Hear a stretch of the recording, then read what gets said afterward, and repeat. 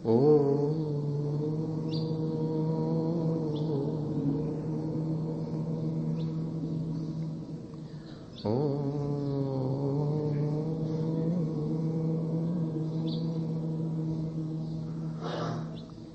मंगलमय मंगलकरण वीतराग विज्ञान नमो ताहि जाते भये अरहंतादि महान। जो विद्यादि सागर सुधी जो विद्यादि सागर सुधी गुरु हैं हितैषी शुद्धात्म में निरत नित्य हितोपदेशी। वे पाप ग्रीष्म ऋतु में जल हैं सयानी पूजून हैं सतत केवल ज्ञान पाने पूजून हैं सतत केवल ज्ञान पाने। बोलिए भगवान महावीर स्वामी की, आचार्य कुंद कुंद स्वामी की, आचार्य गुरुवर विद्यासागर मुनि महाराज।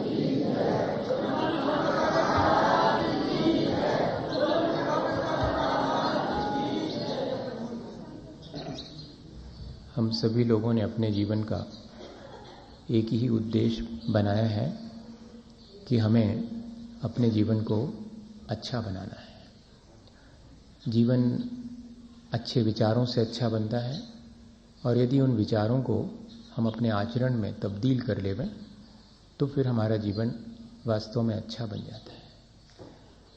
विचारों की एक निरंतर प्रक्रिया हमारे विचारों में दृढ़ता लाती है, जिसके लिए ज़रूरी था कि हमने विचार लगातार करने की प्रक्रिया, जिसे हम अनुप्रेक्षा कहते हैं, उसे भी हमने समझा। वो एक प्रयोग था जिसको यदि हम सुबह शाम रोज़ दोहराएं तो उससे हमारे जीवन में जो श्रेष्ठ विचार हैं वे सुदृढ़ होते हैं, उनका संस्कार प्रबल होता है। और कई बार ऐसा होता है कि यदि अच्छे विचारों का संस्कार प्रबल हो तो हम चाह करके भी बुरा नहीं कर पाते हैं, और कई बार ऐसा होता है कि हमारे अंदर बुरे विचारों का संस्कार बहुत प्रबल हो तो हम चाह करके भी अच्छा नहीं कर पाते हैं। हम चाहते हैं कि हम ऐसी मजबूर स्थिति को न पा पाएं, न प्राप्त करें कि जब हम करना चाहें अच्छा और हमसे हो जाए बुरा। ऐसा नरकों में होता है। नारकी जीव जब सामने आते हुए दूसरे नारकी जीव को देखता है, अपने अवधिज्ञान से जान लेता है कि ये तो मेरे पूर्व जीवन में मेरी माँ थी, तो सोचता है कि अभी जाऊंगा, बहुत अच्छे से मिलूंगा, प्यार से बात करूंगा, और कितनी कितनी बातें तो हैं मुझे अपने जीवन की कर लेनी है कि कितना दुख मुझे यहाँ भोगना पड़ता है, ये सब कहूंगा जा करके, और जो सेवा बन पड़ेगी वो करूंगा। एक क्षण को ऐसा विचार आता है और जैसे जैसे निकट पहुंचता है वैसे वैसे मन में और विचार बदलना शुरू होते हैं, नरक के संस्कार वश, और फिर उसके मन में उल्टे विचार आना शुरू होते हैं कि अरे ये तो वो जीव है, जब मैं बहुत छोटा सा था तो अपने हाथ में काला काला कुछ लगा के मेरी आंख फोड़ना चाहता था, अभी देखता हूँ इसको। और फिर उसके बाद उसको टॉर्चर करना शुरू करता है और मारी धारी शुरू हो जाती। हम चाहते हुए भी जब अच्छे विचार को क्रियान्वित नहीं कर पाते हैं, इसके मायने हैं कि अच्छे विचारों का संस्कार कमजोर है और बुरे विचारों का संस्कार ज्यादा प्रबल है। हमारी शेष जीवन में कोशिश यह होनी चाहिए कि हमारे बुरे विचारों का संस्कार कमजोर पड़ता जाए और भले विचारों का संस्कार बढ़ता जाए। ये हमारे भले विचारों को दृढ़ करने की दूसरी प्रक्रिया हम शुरू कर रहे हैं। पहली प्रक्रिया थी कि सुबह शाम बैठ करके रोज हम निरंतर विचार करेंगे जीवन को अच्छा बनाने का।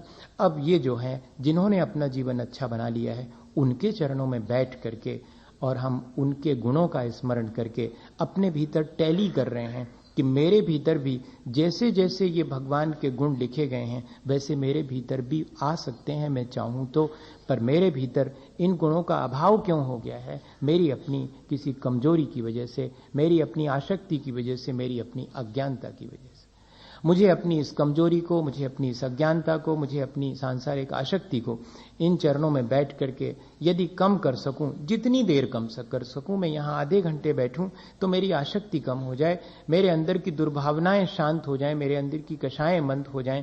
आधे घंटे यदि मैं ऐसा अभ्यास करूं और निरंतर ये अभ्यास पूरे जीवन करूं तो संभव है कि बाहर के जगत में जब जाऊं तब वहां पर कषाय के अवसर आने पर भी मेरा ये संस्कार प्रबल होने से मेरे अंदर कषायों का उद्रेक न हो सके। ये एक प्रयोग है। आध्यात्मिक प्रयोगशाला में किए जाने वाले 2 प्रयोगों में से पूजा और अभिषेक एक प्रयोग है और 12 अनुप्रेक्षाएं दूसरा प्रयोग है। हमने एक प्रयोग तो जीवन में अच्छा बनाने का किया है, ये पूजा और अभिषेक का प्रयोग भी हमें समझ लेना चाहिए। इसकी थ्योरी क्या है और उसके साथ साथ इसमें प्रक्रिया क्या है। महत्वपूर्ण दोनों चीजें हैं, प्रक्रिया भी महत्वपूर्ण है और उसके साथ हमें किस तरह की भावना रखनी चाहिए, दोनों ही महत्वपूर्ण है। कई बार ऐसा होता है कि भावनाएं कमजोर पड़ जाती हैं और प्रक्रिया ज्यों की त्यों बनी रहती है, तब फिर ये कहा जाता है कि तस्मात् क्रिया प्रतिफलंती न भाव शून्य। क्रिया अकेले दोहला लेने से अगर वो भाव शून्य क्रिया है तो वो फलदायी नहीं होती, ऐसा कहा जाता है। लेकिन इसके मायने ये नहीं है कि हम क्रिया ना करें, हम क्रिया अवश्य करें, लेकिन उसके साथ साथ हम अपनी भावनाओं की निर्मलता को बनाए रखें। इसलिए ये एक प्रक्रिया है। एक तरफ हम अपनी मन और वाणी और शरीर इन तीनों को एंगेज करेंगे इस प्रक्रिया के दौरान और निरंतर अपने भीतर की मलिनताओं को वॉश आउट करेंगे। ये 2 चीजें एक साथ चलें। हम अपने मन, वाणी और कर्म इन तीनों को यहां एंगेज कर रहे हैं। हो सकता है कि शरीर बैठा रहे और वाणी भी हमारी ठीक ठीक उच्चारण करती रहे पद जो लिखे हुए हैं, और हो सकता है कि मन किसी और यात्रा पर निकल जाए। हमारा पुरुषार्थ ये होगा कि इस दौरान हम अपने मन को भी लगाए रखें, एक चीज। और दूसरी जो मन वचन काया के अलावा अपने मन को निर्मल बनाने की प्रक्रिया। मन तो लगा रहेगा और मन अगर लगा रहा तो उसमें निर्मलता आनी अपने आप शुरू होगी। उसके लिए हमें कोई अन्यत्र प्रक्रिया नहीं करनी पड़ेगी। अब हम ये थोड़ा सा समझ लें कि ये प्रक्रिया किस तरह की है और इसमें भाव हमें कैसे बनाना चाहिए और कितनी बातें पूजा के बारे में आचार्य भगवंतों ने हमें इशारा किया है कि इस तरह से हम अपनी इस पूजा के अनुष्ठान को, इस प्रयोग को करें। उसके पहले हमारे मन से हम ये दुविधा निकाल देवें कि पूजा बहुत बाद को आई हुई है। कई लोगों के मन में ये आता है कि ये जो पूजा की प्रक्रिया है वो बहुत प्राचीन नहीं है, वो अभी अभी दूसरों से हमने और अडॉप्ट कर ली है, हमारी ओरिजिनली नहीं है। ऐसा कई बार मन में प्रश्न हम लोगों के आ जाता है। 8 द्रव्य से भी पूजा नहीं होती थी पहले, ऐसा भी कई लोग कुछ जगहों पर कहते हुए सुने जाते हैं या कि किताबों में ऐसा लिखा हुआ भी पाया जाता है अभी नए लोगों में। तो हम थोड़ा सा इस बारे में पहले विचार कर लें। हमारे यहाँ पर 2 तरह के जिनालय होते हैं या चैत्यालय होते हैं और 2 तरह की ही चैत्य यानी प्रतिमाएं होती हैं। एक कृत्रिम जिनालय है, कृत्रिम प्रतिमाएं हैं, और एक अकृत्रिम जिनालय है, अकृत्रिम प्रतिमाएं जहां विराजमान है। अकृत्रिम के मायने हैं शाश्वत, eternal, no beginning no end, जिनकी शुरुआत भी नहीं है और जिनका अंत भी नहीं है। ऐसे शाश्वत जिनबिंब और जिनालयों को अकृत्रिम जिनालय कहते हैं, और जो मनुष्यों के द्वारा निर्मित हैं वे सब कृत्रिम जिनालय कहलाते हैं। हम इस बात का ध्यान रखें कि जो शाश्वत जिनालय हैं वहां देवों के द्वारा यह पूजा की प्रक्रिया निरंतर चलती रहती है। पूजा और अभिषेक दोनों की प्रक्रिया अकृत्रिम जिनालयों में निरंतर चलती है, क्योंकि किसी भी देव को उत्पन्न होते ही स्नान इत्यादि करके यह अनिवार्य है कि वो वहां के अकृत्रिम जिनालय में जाकर के पूजा संपन्न करे। अगर सम्यक दृष्टि है तो साक्षात जिनेंद्र भगवान मान करके पूजा करता है, और अगर उसके अंदर दृष्टि की निर्मलता नहीं है तो अपने कुल देवता मान करके जिनेंद्र भगवान की पूजा करता है। दोनों प्रकार की देवों को, सम्यक दर्शन से युक्त और जो सम्यक दृष्टि नहीं है उनको, दोनों को ही यह अकृत्रिम जिनालय में पूजा करना अनिवार्य है। पूजा की प्रक्रिया इसके मायने हैं कि अनादिकाल से है और अनंत काल तक इसी प्रकार चलती रहेगी। रही बात अब इस वर्तमान के काल में, तो सबसे पहले अगर देखें तो भगवान ऋषभ देव को जब केवल ज्ञान हुआ और उसके साथ साथ चक्र रत्न की प्राप्ति भरत चक्रवर्ती को हुई और उनके पुत्र रत्न की भी प्राप्ति हुई थी, तब तीनों खबरें एक साथ एक के बाद एक आई थी चक्र रत्न पैदा हुआ, दूसरी खबर आई कि पुत्र रत्न हुआ, और तीसरी आई कि भगवान ऋषभदेव को केवल ज्ञान हो गया। भरत चक्रवर्ती ने सबसे पहले क्या किया था? दोनों खबरों को तो सुना अनसुना कर दिया, लेकिन जैसे ही ये तीसरी खबर मिली कि केवल ज्ञान हो गया है, 7 कदम आगे जाकर के परोक्ष में भगवान को प्रणाम किया और अनाउंस किया कि सब लोग ठाट बाट से तैयार हो जाएं और भगवान की पूजा करने चलेंगे। भरत चक्रवर्ती ने सबसे पहले इस युग के आदि में ऋषभदेव भगवान की पूजा करी। और ऐसा नहीं है, दिव्येन गंधेन दिव्येन पुष्पेन दिव्येन दुव्येन दिव्येन वासेन दिव्येन चुन्नेन दिव्येन नानेन समस्त 8 दिव्य वस्तुओं के द्वारा पूजा करी। इसलिए ये 8 द्रव्य से जो हम पूजा करते हैं वो भी अनादिकाल से चली आने वाली पूजा है। इस तरह की मिसअंडरस्टैंडिंग हमारे भीतर से हमें निकाल देनी चाहिए कि यह पूजा की प्रक्रिया बहुत अर्वाचीन है या बात को किसी की देखा सीखी हमने शुरू कर दी है। नहीं भैया, हमें किसी की देखा सीखी करने की आवश्यकता ही नहीं पड़ी। हमारे तीर्थंकरों ने अपने दिव्य ज्ञान से जो जाना वो हमें मैसेज दिया और हम उसी हिसाब से इस पूजा की प्रक्रिया को करते हैं। पूजा कहें, आराधना कहें, उपासना कहें या कि यज्ञ कहें, हाँ, ये सब एकार्थवाची है, इज्जा भी कहलाती है। और भी कई सिनोनिम्स हैं पूजा के, अपन पढ़ते भी हैं। जिननाथ अहम यजे, मैं जिनेंद्र भगवान, यज धातु पूजा के अर्थ में आती, उसी से यज्ञ बना हुआ है। तो पूजा के एक्चुअली मायने क्या है, पूजा क्यों करनी चाहिए, कैसी करनी चाहिए, उसका प्रोसीजर क्या है, उसका उद्देश्य क्या है, ये सब चीजें तो हैं ही, लेकिन पूजा के मायने क्या है? पूजा शब्द हमें किस बात का इशारा कर रहा है? तो अगर देखें तो पूजा के बहुत सारे अर्थों में पहला अर्थ है पू धातु पवित्र होने के अर्थ में है। जिन क्षणों में हम अपनी कषायों को मंद करते हैं और अपने मन को की मलिनताओं को हटा देते हैं और मन को पवित्र बना लेते हैं, वाणी भी पवित्र हो जाती है, शरीर भी पवित्र हो जाता है, ऐसी प्रक्रिया का नाम ही पूजा है, जिसमें मन, वाणी और शरीर तीनों पवित्र हो रहे हैं, क्योंकि पू धातु पवित्र होने के अर्थ में है। ये एक आध्यात्मिक प्रयोग है। शरीर की पवित्रता स्नान करने से हो जाती है, लेकिन मन की पवित्रता स्नान करने से नहीं होती। हाँ, मन को हम स्नान करके पवित्र नहीं बना सकते हैं। इतना अवश्य कि यदि हम भगवान का गुणगान करते हैं तो उन क्षणों में हमारा मन पवित्र हो जाता है। पुनातु चित्तम दुरितान जनेभ्या, हे भगवान, आप वीतरागी हैं ना, आप मेरी पूजा से प्रसन्न होकर मुझे कुछ देने वाले हैं, और कल के दिन मैं पूजा करने नहीं आऊं तो आप नाराज होकर के मेरा कोई अहित करने वाले नहीं, फिर भी मैं आपकी पूजा करता हूं। तो भगवान कहते, काहे को करते हो मेरी पूजा? तो फिर हम जवाब देते हैं कि पुनातु चित्तम दुरितान जनेभ्या, क्या करें, आपके गुणगान करने से हमारा चित्त निर्मल हो जाता है, इसलिए हम आपकी पूजा करते, बाकी आपको इससे कोई लेना देना नहीं। इतने तो आप वीतरागी हैं। हमारे अपने चित्त की निर्मलता के लिए ये प्रयोग हम करते हैं। जब श्री कृष्ण ने और पांडव यात्रा के लिए जा रहे थे, तीर्थ यात्रा को, और उन्होंने कहा कि आप भी चलो, तो उन्होंने कहा कि विभिन्न तीर्थों की यात्रा करने से जीवन पवित्र हो जाए, ऐसा कोई जरूरी नहीं है, फिर भी अगर तुम्हारा मन है जाने का तो जाओ, और सुनो मेरी तुम्बी भी ले जाओ। वो तुमड़ी बोलते जिसको आप लोग, है ना, तुमड़ी बोलते हैं, एक बड़ा रूप है गिलकी, उसका लौकी का आल जिसको बोलते, वो लेके गए वो, और कहा कि सुनो हमारी तरफ से इसको भी, और जहां जहां तुम तीर्थों में स्नान करो वहां इसको भी स्नान करवा देना। तो अब श्री कृष्ण जी ने दी है तो फिर इन लोगों ने तो ये कही एक बार डुबकी लगाई, उसको 10-10 बार डुबकी लगवा दी, और फिर बाद में वापिस लेकर के आए तो श्री कृष्ण ने कहा कि आज फिर भोजन यहीं पर करो, बढ़िया खीर खिलाएंगे तुम्हें। तो खीर खिलाई, दूध वूध उसमें बढ़िया से, पिस्ता बादाम और जो भी डल सकता था सब डाला उसमें, और बढ़िया खीर बनी। और जैसे ही खाना शुरू की तो सबने थू थू करना शुरू कर दिया। अरे क्या बात हो गई, अरे बहुत कड़वी है, ये तो कड़वी है, ये तो विभिन्न तीर्थों में स्नान करके आने वाली तुमड़ी की ही खीर है, ये कड़वी कैसे है? तब सबके समझ में आ गया कि बाह्य में कोई प्रक्रिया दोहरा लेने से, स्नान कर लेने से मन पवित्र हो, ऐसा अनिवार्य नहीं है। मन की पवित्रता बिल्कुल अलग चीज है। ये सारा अनुष्ठान उसी मन की पवित्रता के लिए। ये पवित्रता पूजा के मायने पहला अर्थ है। दूसरा अर्थ है मांजना।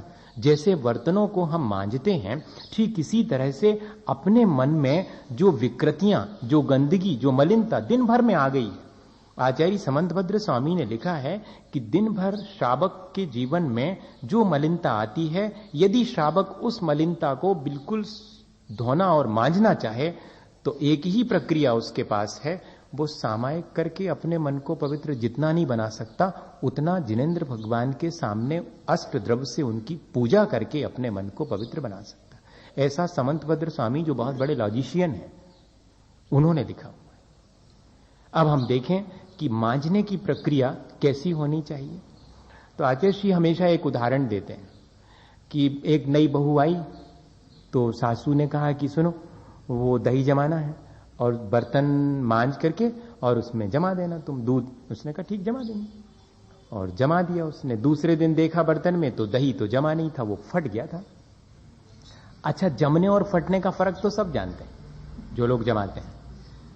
जो फट जाता है उसमें से घी नहीं निकलता और जो जमता है उसमें से घी निकलता। इतना ही फर्क है, और क्या मोटा मोटा फर्क, बाकी दिखते दोनों एक से। हाँ, तो अब वो फट गया। सासू ने कहा ये तुमने कैसे, क्या किया था? बर्तन मांजा था? क्या? हाँ मांजा था। देख लो आप कितना चमक रहा है बर्तन, एकदम फर्स्ट क्लास। बहुत देर तक, आप तो बहुत थोड़ी देर तक मांजती, हमने तो बहुत देर तक मांजा था। तब ठीक है।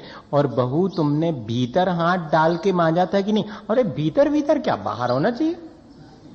तो बाहर बाहर बढ़िया चमकदार बर्तन बना दिया, बाहर बिल्कुल मांझ मूंझ करके अच्छे शुद्ध कपड़े पहन के आ गए, पीले रंग के तो पीले रंग के, सफेद रंग के तो सफेद रंग के, बाहर से तिलक विलक भी लगा हुआ है फर्स्ट क्लास। एकदम ऐसे लग रहे हैं कि इनसे ज्यादा पवित्र आत्मा कोई नहीं है, भव्य आत्मा कोई भी नहीं है। लेकिन भीतर भी हाथ डालना पड़ेगा। हाँ, ये भीतर हाथ डाल के मांजने की प्रक्रिया है। आधा काम तो अपन ने कर लिया, इस प्रक्रिया के शुरू होने से पहले ही बाहर मांज लिया हमने, बिल्कुल धो पहुंच के नहा करके आए हैं अच्छे कपड़े पहन के। लेकिन ये आधा मांजना है। अब पूरा मांजने के लिए तो यहां बैठे बैठे भीतर हाथ डाल के। अब हमें तो कई बार लगता है कि ऐसा होता कहीं से कोई एक आध खिड़की विड़की इसमें बना देते वो, तो अपन ऐसे पहुंच लेते भीतर, क्या क्या गंदगी भर गई, कैसे कैसे खराब खराब विचार भर गए। लेकिन कोई उपाय नहीं है। उपाय यही है कि भगवान के गुणगान करने से उतनी देर के लिए मेरी विकृतियां मेरे मन से हट जाती हैं। इससे आसान और कोई प्रक्रिया नहीं। देखो, गुणगान कर रहे हैं दूसरे के और चित्त हो रहा निर्मल अपना, इससे आसान प्रक्रिया हो सकती क्या? ये पूजा ऐसी ही मांजने की प्रक्रिया है। करेंगे हम इसमें भगवान के गुणगान और मंजता जाएगा भीतर से हमारा चित्त। और तीसरा अर्थ है पू धातु का फटकना। वेनोइंग फेन होता है जिसको आप क्या बोलते हैं, सूपा। तो सूपे में क्या काम करते हैं अम्मा लोग? धान कूट करके सूपे में, और छिलका बाहर और चावल अपनी तरफ। ये फटकना कहलाता है। यहां पर भी हम वही प्रक्रिया करेंगे पूजा के दौरान। पूजा का अर्थ ही है फटकना, सारभूत को अपनी तरफ रखते जाना और असार को बाहर फेंकते जाना। देखो तो, जिन चीजों को संसार सारभूत मानता है, 8 ही द्रव्य हैं जिनको कि सब सारभूत मानते हैं, जिसमें खाने पीने की सब सामग्री आ गई, जल चंदन अक्षत सब बताएंगे अपन, बाद में चर्चा करेंगे कितनी सामग्री और कैसी सामग्री। ये 8 चीजें अत्यंत मूल्यवान हैं, संसार इनको सारभूत मानता है, संसार का काम इन्हीं से चलता है। लेकिन यहां हम भगवान के सामने उसे निस्सार मान के फेंकते जा रहे हैं। और सारभूत क्या है? सारभूत तो मेरी अपनी आत्मा की निर्मलता ही है। मैं निरंतर उसी को प्राप्त करूं और इस सब को छोड़ता हूं, मेरे लोभ को छोड़ता हूं, क्योंकि लोभ मेरे मन को मलिन करता है। मैं इन सब चीजों का त्याग करके अपने लोभ को कम कर रहा हूं, यानी अपने मन को निर्मल कर रहा हूं, अपनी मलिनताओं का विसर्जन कर रहा हूं। उन क्षणों में हमें ये लगना चाहिए कि ये संसार की चीजें सारभूत नहीं है, ये जो भगवान के गुणगान हैं और जो चित्त की निर्मलता है वही सारभूत है। पू धातु यानी पूजा का अर्थ इन 3 तरह से, एक तो पवित्र होना, अपनी बाहर भीतर की मलिनताओं को धोना, बाहर और भीतर से अपने को मांजना और शुद्ध करना, और इतना ही नहीं, जो सारभूत है उसे ग्रहण करते जाना और जो निस्सार है उसे बाहर फेंकते चले जाना। पूजा के मायने इतना है। अब पूजा की जो कुछ बातें हैं अनिवार्य जिनको कि समझना चाहिए। अभिषेक के बारे में अपन सेपरेट एक दिन विचार करेंगे। अभिषेक का अपना प्रोसीजर है, अभिषेक का अपना साइंस है। हाँ, पूजा का अपना साइंस तो है ही, अभिषेक का तो एकदम साइंस है। उसके पीछे जो विज्ञान छिपा हुआ है वे बहुत कम लोग जानते हैं, पर हमें वो जानना चाहिए। उसके बारे में चर्चा अलग करेंगे। अभी अपन देखें कि क्या पूजा अभिषेक का एक अंग है या कि अभिषेक बिल्कुल अलग ही, अभिषेक पूजा का एक अंग है या कि अभिषेक बिल्कुल अलग प्रक्रिया है। तो आप आश्चर्य करेंगे कि अभिषेक का एक अंग, पूजा का एक अंग अभिषेक भी है। बिना अभिषेक की पूजा अधूरी है। या तो अभिषेक करके पूजा शुरू की जाए या कि अभिषेक देख करके पूजा करी जाए। और जो लोग ना अभिषेक देख पाते हैं ना अभिषेक कर पाते हैं, उनके लिए जिन्होंने अभिषेक किया है वो गंधोदक रखा रहता है। पूरे दर्शन करने के बाद गंधोदक माथे पे लगाकर अब जो है अपनी पूजा की प्रक्रिया शुरू करते हैं। जिनको जैसी सुविधा हो, कोई एकदम हार्ड एंड फास्ट वो नहीं है। जिनको अभिषेक का, कम से कम इतना तो कहूंगा जब अभिषेक के बारे में चर्चा करूंगा कि हफ्ते में एक दिन, 15 दिन में एक दिन या महीने में एक दिन ऐसा सौभाग्य प्राप्त करना चाहिए अभिषेक करने का। रोज रोज नहीं भी हो पाए तो कम से कम महीने में एक बार, हम तो यहां तक कहते हैं कि वर्ष में एक बार करने का सौभाग्य तो प्राप्त करो। एक बार छू करके देखो, पूरा वर्ष सार्थक मालूम पड़ने लगेगा। एक दिन अगर आपने उस प्रक्रिया को, जैसी स्टैंडर्डाइज प्रोसीजर है वैसी आपके यहां पर जिस तरह से प्रक्रिया होती है, जरूरी नहीं है कि वो एकदम दुरुस्त हो। उसको आपको स्वयं जब समझ लेंगे तो पहले अगर कोई बताए कि तुम्हारे पास तो तुमने कांच के टुकड़े रख रखे हैं, वो तो ये मान के रख रहा था कि मेरे पास हीरे के टुकड़े हैं, और उसको अगर ऐसे बता देंगे कांच के हैं तो कोई समझेगा कि क्यों हमको बुद्धू बना रहे हो। लेकिन अगर वो स्वयं पारखी हो जाए, वो किसी जौहरी के यहां काम करने लगे और उसको मालूम पड़ जाए कि हीरा ऐसे होता है और कांच ऐसे होता है, फिर वो अपनी थैली में जो कल तक उसने मान रखा था कि हीरे हैं उनको निकाले और स्वयं परखे, वो कहेगा अरे तो कांच है, हम तो हीरा समझ करके रखे, तो अपने आप फेंक देगा। ऐसे कोई के कहने से नहीं संभव। अपन तो सिर्फ एक प्रक्रिया समझ लेंगे, फिर जो अपन करते हैं उसमें हमें क्या चेंज करना है ऑटोमेटिकली अपने आप स्वयं कर लेंगे। हम शायद पहले ये प्रक्रिया समझ लें कि पूजा का एक अंग है अभिषेक। जब भी पूजा होती है अभिषेक पूर्वक ही होती है। जिन बिंब का अभिषेक नहीं होता उन पर पूजा की प्रक्रिया भी नहीं होती।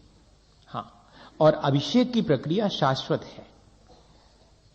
जब जितने भी अकृत्रिम जिनालय हैं उनमें सबसे पहले इंद्र जाकर के और अभिषेक करते हैं, बाद में सारे देव। अभिषेक नहीं करते देवलोग तो सिर्फ हाथ लगाते हैं, कलश देते हैं इंद्र को, सिर्फ इंद्र ही अभिषेक करते हैं और बाकी सब देखते हैं। अभिषेक प्रेक्षणिका बनी हुई है जिसमें कि खड़े होकर के अभिषेक, एक बालकनी बनी हुई है नंदीश्वर द्वीप में, जिसमें सिर्फ देव अभिषेक देखने के लिए और बुलाते हैं उनको, एती आओ आओ शीघ्र आओ और अभिषेक करो, हमारी आंखें तृप्त हों अभिषेक देख करके। इस तरह की अभिषेक की प्रक्रिया है जो कि पूजा का एक अनिवार्य अंग है। उसके बाद जो है और भी चीजें हैं। अभिषेक की तैयारी करने को प्रस्तावना कहते हैं। पूजा के 6 अंगों में से पहला है प्रस्तावना, अभिषेक की तैयारी करना। फिर पूरा कर्म, स्थान शुद्धि करके कलश इत्यादि रखना। देखना अभी पूजा नहीं शुरू हुई अभी, लेकिन ये पूजा की प्रक्रिया है पूरी की पूरी। उसमें ये 2 चीजें हो गई, प्रस्तावना, पूरा कर्म। फिर स्थापना, सिंहासन पर भगवान को विराजमान करना, ये सब पूजा के लिए अनिवार्य चीजें हैं। और उसके बाद सन्निधापन, स्वयं इंद्र बनकर कल्पना करना कि यही थाली मेरा सुमेरु है, यही सिंहासन है, यही मैं क्षीर समुद्र का जल लेके आया हूं और अब मैं प्रक्रिया शुरू करता हूं। इस तरह से पूजा के 6 अंगों में से 4 अंग में तो अभिषेक ही संपन्न हुआ है। देखना आप, ये आचार्य भगवंतों ने लिखा है कि प्रस्तावना, पुराकर्म, स्थापना और सन्निधापन, इन 4 प्रक्रियाओं में अभिषेक पूरा करके श्री जी को पुनः यथा स्थान विराजमान करके अब अर्घ चढ़ा दिया, अब पूजा शुरू। 2 चीजें लिखी, अस्त्र द्रव्य से और साथ में आरती करते हुए और भगवान की, जिसको निरांजन बोलते हैं, जिसमें हम गाते भी हैं और आरती भी करते हैं। ये अब ठीक है कि अपन कितनी करते हैं, आप टैली कर लेना आप, बाकी जो लिखा है स्टैंडर्डाइज प्रोसीजर वो अपन को समझ लेना चाहिए। करते नहीं करते हैं, कौन कैसा करता, अपन को क्या करना, अपने को ये समझना कि लिखा कैसा था और कितना शेष रह गया है, और कल के दिन और आने वाले समयों में कितना शेष रहेगा। अगर हम धीरे धीरे इन चीजों को भूलते जाएंगे या कि हमारे पास टाइम नहीं है, इनको हम अवॉइड करते जाएंगे, तो हमारे पास कुल थोड़ा सा शेष रहेगा। ये सब था पहले, अस्त्र द्रव्य, ये कहलाएगी पूजा। और फिर बाद में पूजा का फल, ये 6 चीजें हैं जिनेंद्र भगवान के जैसे बनने की भावना लेकर के हम वापस लौटें, ये है पूजा का फल। तब होती है पूरी की पूरी पूजा संपन्न। ये 6 भागों में पूजा होती है। हम देखें कि इसमें से हम कितना कुछ कर पा रहे हैं। नहीं कर पा रहे हैं तो हमें अपनी इस प्रक्रिया को एक आध दिन बिल्कुल जैसी होनी चाहिए वैसी करके देखना चाहिए और उसका आनंद लेना चाहिए। रोज नहीं कर पा रहे हैं कोई बात नहीं, लेकिन एक दिन कोई ऐसा निकालें अपन जिसमें कि हम बिल्कुल पूजा के जैसी प्रक्रिया कही गई है ठीक उसी विधि से प्रक्रिया करेंगे। अपने हाथ से इवन पानी ला करके और द्रव्य धो करके और अपने हाथ से लगाकर, ये तो अपन को लगी लगाई मिली है, किसी ने अपनी हेल्प करी है अपने धर्म ध्यान में, ठीक है, अपन जो है उसके लिए थैंकफुल हैं कि आपने हमें इतनी चीजों से हमारे टाइम को सेव कर दिया। लेकिन किसी दिन एक दिन तो हम जरूर से ये सारी प्रक्रिया खुद हैंडल करेंगे और फिर पूजा करेंगे। ये क्योंकि पूजा की द्रव्य बनाना भी पवित्रता का ही काम है, क्योंकि उस समय द्रव्य नहीं धो रहे हैं अपन, उस समय अपना मन धो रहे हैं। हाँ, विनोबा ने एक जगह लिखा कि मैं अपने कमरे में अपने हाथ से झाड़ू लगाना पसंद करता हूं, क्योंकि भगवान ने यही तो कहा है कि अपना कचरा उठा करके बाहर फेंकना। तो मैं जब कमरे में झाड़ू लगा के कचरा बाहर फेंकता हूं तो मुझे ऐसा लगने लगता है कि ठीक जैसे मैंने ये कचरा उठा के बाहर फेंका, ऐसे ही मेरे अपने भीतर की मलिनताओं को मुझे धोना है, मुझे उनको भी बाहर फेंकना है। ये प्रक्रियाएं जो है वो छोटी प्रक्रियाएं नहीं है कि ये पुजारी का काम है कि वो धोए, हम तो बड़े आदमी हैं, हम कैसे पूजा की तरफ धो सकते हैं। ऐसा मन में फीलिंग आ सकती है, मे बी पॉसिबल, पर ऐसी फीलिंग नहीं लाना। ये पूजा की पूरी प्रक्रिया हमारे द्वारा ही संपन्न होनी चाहिए। इंद्र भी इस प्रक्रिया को करता है, देव उसमें सिर्फ इतने ही हेल्प करते हैं कि वे जल ला करके क्षीर समुद्र से लाइन लगा करके और इंद्र को, चाहे इंद्र तो इंद्र अपने आप, पर इंद्र की शोभा है कि लोग हेल्प करें उसकी। बाकी इंद्र इतना सामर्थ्यवान है कि वहीं से हाथ बढ़ाए और सीधा क्षीर समुद्र में से जल ले ले।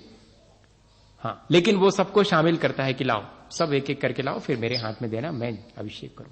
कहने का आशय यह है कि उस प्रक्रिया को हमें स्वयं अपने हाथ से संपन्न करने का प्रयास करना चाहिए। और अब उसके बाद अपन देखते हैं कि पूजा के और क्या मायने हैं, कहां कहां आचार्यों ने पूजा के क्या मायने लिखे हैं। आप आश्चर्य करेंगे कि सबसे पहले देखें कि सबसे पुराने शावकाचार्य जो रत्नकर्णक शावकाचार्य, एक आध कहानी सुनाऊंगा बाद में, पर थोड़ा पहले समझ लो, उकताना नहीं है ना, थोड़ा कठिन तो लगेगा विषय, मैं आज आपको आसान करने की कोशिश तो करूं। एक आध कहानी वानी बाद में सुना देंगे, मजा आएगा उसमें। फिर अभी इसमें तो मुश्किल है कि सब चीजें, पर फिर भी थोड़ा समझना तो चाहिए, कठिन होने के बाद भी। पूजा को समंतभद्र स्वामी ने अतिथि संविभाग के अंतर्गत रखा है। अभी जो अपन ने दान की प्रक्रिया और बैया व्रत पढ़ा था अतिथि संविभाग के अंतर्गत, उसी के अंतर्गत भेका प्रमोद मत्ता कुष्मे नैकेन राजग्रहे, ऐसा कहकर के उन्होंने पूजा को भी रुधिर मलम धावते वारी, ऐसी कारिकाएं श्लोक लिखे हैं कि श्रावक इस पूजा के द्वारा अपने मलिनताओं को धोता है, इसलिए पूजा अतिथि संविभाग में शामिल की गई है। हम भगवान के सामने चढ़ा रहे हैं, जैसे मुनि महाराज के हाथ में भोजन की सामग्री देते हैं, वह अतिथि संविभाग है। इसी तरह से अपने द्रव्य में से थोड़ी सी भगवान के सामने भी चढ़ा रहे हैं। भगवान ग्रहण नहीं करते, लेकिन हम विसर्जन अवश्य करते हैं, हम अपने लोभ का विसर्जन करते हैं, और जिस चीज में लोभ का विसर्जन हो वो सब अतिथि संविभाग।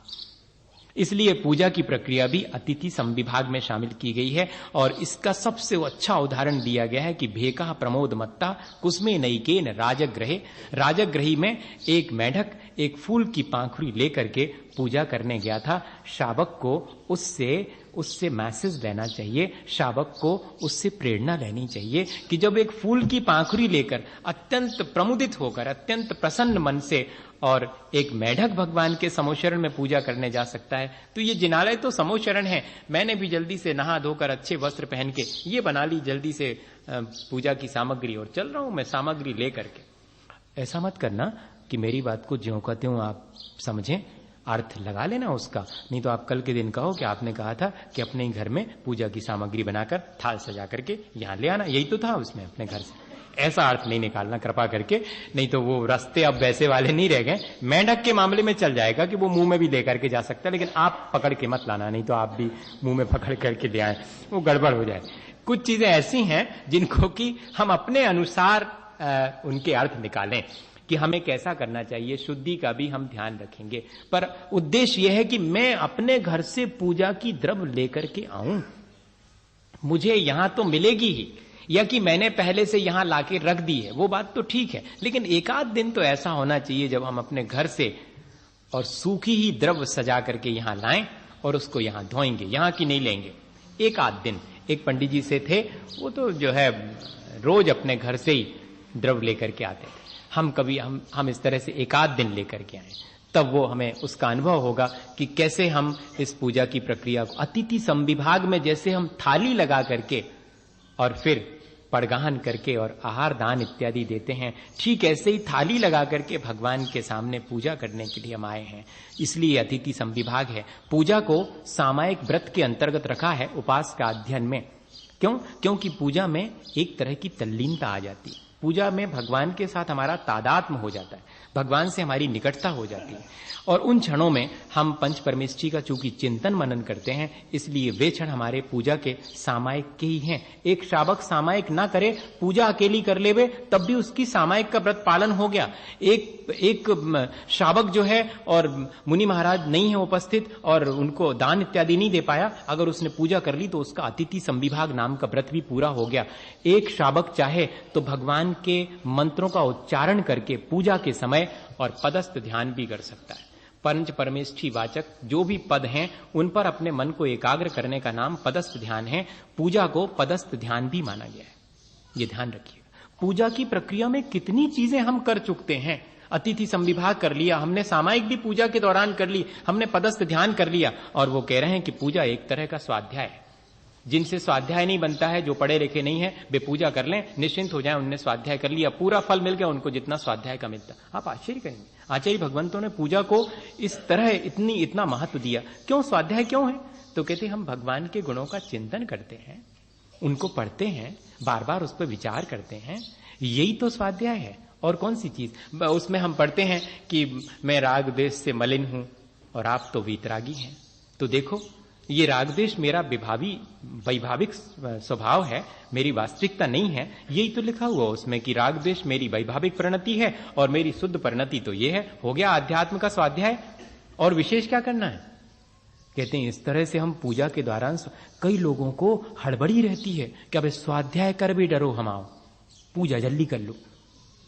हाँ, ऐसी हड़बड़ी नहीं करना, क्योंकि पूजा भी अपने आप में अगर आपने मन लगा करके अर्थ समझते हुए अगर आपने पूरी श्रद्धा से पूजा करी है तो पूजा भी स्वाध्याय ही है। पूजा में जितनी तल्लीनता है वही सामायिक है। पूजा में जो हम विभिन्न पदों का एकाग्र होकर के स्मरण करते हैं, चढ़ाते हैं, पद बोल करके, ओम ह्रीम इत्यादि बोल करके, वो सब हमारा पदस्थ ध्यान हो रहा है।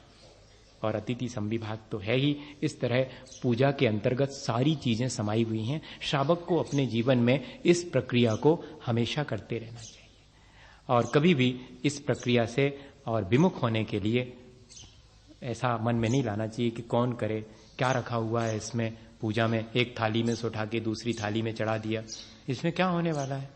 हाँ, ऐसा संभव है, मन में आ सकता है। जिनेन्द्र वर्णी ने लिखा अपने एक उसमें शांतिपद प्रदर्शक में कि ये जो मेरा सुबह से नहा धो करके और पूजा का थाल सजा करके और ऐसे दौड़े दौड़े भगवान के चरणों में आना और फिर इस थाली में से उठा करके इसमें पटकते जाना, ये सब क्या है? एक नाटक ही तो है। ऐसा लिखते हैं वो, ये सब एक नाटक ही तो है। तो कहते लेकिन ये नाटक मेरा ज्यादा अच्छा है उस नाटक से, विषय कषाय के नाटक से। वो जो संसार में विषय कषाय का नाटक हम सुबह से शाम तक करते हैं, उससे तो ये बेहतर है कि मैं इस थाली में से इस थाली में उठा करके रख रहा हूं। दिखाई इतना ही पड़ रहा है कि इस थाली में से इस थाली में रख रहा हूं, लेकिन इतना ही नहीं है, उसके साथ मेरी श्रद्धा, उसके साथ मेरी भावनाओं की निर्मलता भी जुड़ी हुई है। तब मैंने इसको यहां उठा करके रखा है। मेरे अंदर रखते समय, विसर्जन करते समय त्याग की भावना है कि मैंने ये भगवान को छोड़ दिया। ये असारभूत है, ये सारभूत नहीं। जड़ दीपक को मैंने आज तक रोशनी का कारण माना था, ये तो जड़ दीपक है, इससे क्या रोशनी होने वाली? संसार में रोशनी हो सकती है, लेकिन मेरे भीतर तो केवल ज्ञान जब होगा तब मुझे रोशनी मिलेगी। इस भावना से मैंने भगवान के सामने दीप रखा हुआ है। मैंने नैवेद्य चढ़ाते समय भावना भाई है कि आज तक मैंने इसको अपने अंदर डाला है और सोचा है कि शुदा की वेदना मिट जाएगी, लेकिन मिटी कभी नहीं। आज आपके सामने चढ़ाता हूं, शायद हो सकता है कि जन्म जन्म की मेरी शुदा की वेदना मिट जाए। ये आसान सी प्रक्रिया नहीं है, एक में से दूसरे में रख देना भी। तो हम पूजा के बारे में इस तरह उसका बहुत महत्व आज अपन ने सिर्फ इतना ही समझा है कि पूजा अत्यंत महत्वपूर्ण प्रक्रिया है और पूजा में अभिषेक भी शामिल है। अपन बैठेंगे और फिर कल सिर्फ अभिषेक के बारे में समझेंगे और फिर उसके बाद पूजा के 8 द्रव्य किस तरह से होने चाहिए और पूजा की और जो प्रक्रिया है वो सब क्रम से 4-5 दिन में इस प्रक्रिया को, हालांकि 16 कारण शुरू हो गए, मेरा फर्ज था कि मैं 16 कारण के 16 भावनाओं पर और आपसे कुछ बात करूं, लेकिन इस प्रक्रिया को पूरा करने के बाद, क्योंकि 16 कारण में भी विशेष रूप से अपन पूजा ही करते हैं और पूजा में सारी चीजें आ गई ये मान करके फिर उसके बाद शुरू करेंगे और फिर जब तक अपने पर्युषण आ जाएंगे सब एकदम कैसे जल्दी जल्दी से सब आता चला जा रहा। मैं सोच रहा था कि अब बस फिर पर्युषण हो गए तो आधा सा चतुर्मास हो गया और फिर हो गया पूरा, और जाने का पहले आने का था, अब जो है वो जाने की तैयारी होना शुरू हो जाएगी। सब संसार इसी तरह से चलता रहता, अपन कर ले में कुछ तो सार्थक हो जाता, नहीं कर पावे तो समय तो बीत ही जाता है, वो वेट थोड़ी करता अपना कि नहीं आप कर लोगे तब हम बीतेंगे, नहीं हम कर लेते हैं तो भी समय बीत जाता, नहीं कर पाते हैं तब भी समय बीत जाता। हमको ये विचार करना चाहिए कि हमने पिछले दिनों जो कुछ भी अपने पुरुषार्थ से संचित किया है उसे संभाल के रखना है और आगे उसमें और इजाफा करते चले जाना है। एक छोटा सा जो मैं कह रहा था आपसे कि उदाहरण मैं आपसे कहने वाला था, क्या हुआ कि एक जगह बहुत सारे साधु लोग इकट्ठे हुए, तो और भी साधु आते चले जा रहे थे। तो क्या होता है जनरली कोई भी हो, कितनी बड़ा साधु भी हो जाए, लेकिन बहुत मुश्किल है कि वो सबको अप्रिशिएट कर पाए, है कि नहीं। ये होता है जनरली, शावक में भी होता है साधु, क्योंकि अभी परफेक्शन थोड़ी आया है, होता ही है नहीं मेरा अपना मेरे हिसाब से ऐसा चले, हाँ कोई और आ जाएगा तो फिर उसकी जय जयकार होने लगेगी, हाँ ऐसा हो जाता। तो और जो जितने साधु आ गए थे वहां पर उस समारोह में, कोई समारोह था उसमें जितने साधु आ गए थे और भी 2-3 साधुओं के आने का सुना तो बड़े छटपटाए सबकी, और आ रहे हैं, अब इतने तो पहले ही से आ गए हम। ऐसा देखो जैसा लिखा वैसा बता रहा हूं, कोई की बुराई नहीं कर रहे हैं अपन, लेकिन उसमें जो महत्वपूर्ण बात है, पूजा की प्रक्रिया हमारे चित्त को कितनी निर्मल बना देगी, इतनी निर्मल बना देगी हमारी भावनाओं को, जैसे कि वो घटना घटित हुई सारे और साधुओं के आने का, क्योंकि पूरा पैक हो गया था, अब बिल्कुल भी जगह नहीं थी कहां रुकाएंगे, और आ गए हैं। तो मालूम उसमें से जो एक बहुत बढ़िया साधु थे, उन्होंने कैसे उनको मैसेज भेजा, उन्होंने क्या करा, एक गिलास में दूध भरा, बढ़िया केसर डला हुआ है ना, और उसमें भेज दिया उनको 1-2 साधुओं को लेकर के कि जाओ ले जाओ, पूरा लबालब भरा हुआ गिलास था, एक बूंद भी उसमें और नहीं डाल सकते, ऐसा एकदम प्रैक्टिकली पॉसिबल नहीं है, ऐसा करके मत देखना, 1-8 बूंद तो ढल ही जाएगी उसमें, छलक नहीं जाएगा, वो गिर जाएगा, लेकिन अपन ये मान के चलो उसमें एक भी बूंद और नहीं बन सकती। अब देखना मजा, वॉल्यूम उसका फुल हो गया है, लेकिन ये विचार करने की चीज थी, वो जो साधु आ रहे थे उनके पास जैसे ही भरा हुआ गिलास पहुंचा, वो समझ गए कि वहां पर पहले से ही बिल्कुल हाउसफुल है ना, अब मेरा जाना वहां उचित नहीं है, ठीक है ना, लेकिन मुझे जाना तो है। जब इतने पहुंचे हुए साधु हैं जो मुझे डायरेक्ट ना कह करके और इनडायरेक्ट इतना बड़ा मैसेज दे रहे हैं, तो उनके दर्शन और उनसे मिलना तो जरूरी है। और लेकिन उन्होंने पहले कह दिया है कि आप आ रहे हो तो आओ, लेकिन है यहां पर बिल्कुल पैक। तब उन्होंने मालूम क्या क्या किया उसके साथ में, जो लेकर के आए थे उनके साथ में अपने हाथ से उसमें चम्मच से धीरे धीरे करके और शक्कर डालनी शुरू की, एक वो घुल जाती थी। अब आप इसमें ज्यादा गड़बड़ मत पड़ना कि वो वॉल्यूम बढ़ जाएगा उसका, अरे ग्लूकोज डालेंगे तो वो तो घुलते ही चले जाएगा। कई इस तरह की चीजें हैं जो कि डालते ही साथ मिक्स हो जाती, वो मिक्स होती चली गई, वो एक बूंद भी बाहर नहीं गिरा। और इतना ही नहीं, उन्होंने एक गुलाब का फूल तोड़ करके और उसके बाहर लगा दिया और ज्यों का त्यों गिलास वापिस भेज दिया। जितने भी साधु थे वे बहुत प्रसन्न हुए कि आने वाले जो साधु हैं वो बहुत बहुत पहुंचे हुए हैं, वे हमारे बीच आकर के हमें जरा भी डिस्टर्ब नहीं करेंगे, बल्कि मीठापन पैदा करेंगे और खुशबू पैदा करेंगे पूजा भी इसी तरह की प्रक्रिया है, हमें यही सिखाती है। हमारी भावनाएं इतनी निर्मल हो जावें कि हम जहां भी रहें, जहां भी जाएं, जिन लोगों के भी समूह में बैठे हैं, अभी तक इंडिविजुअल पूजा करी होगी, आज ये मास एक्सपेरिमेंट समूह में बैठ के किया है। भावनाएं ऐसी होनी चाहिए कि हाँ, सब समा जाएंगे, और आ जाओ, सब बैठो, सब करो। यहां पर मेरी अपनी जीवन को मैं ऐसे बिताऊंगा कि किसी को उससे क्षति नहीं पहुंचेगी। सबके बीच मिक्सअप होकर, खुशबू फैलाकर, मीठापन अपने जीवन में और दूसरे के जीवन में भी फैला सकें। ये उदाहरण हमारे इस पूजा की प्रक्रिया से आने वाली निर्मलता की सूचना का उदाहरण है। हमें भी अपने जीवन में इस तरह संदेश लेके अपने जीवन को अच्छा बनाना चाहिए। आपके 10 मिनट मैंने ज्यादा लिए हैं।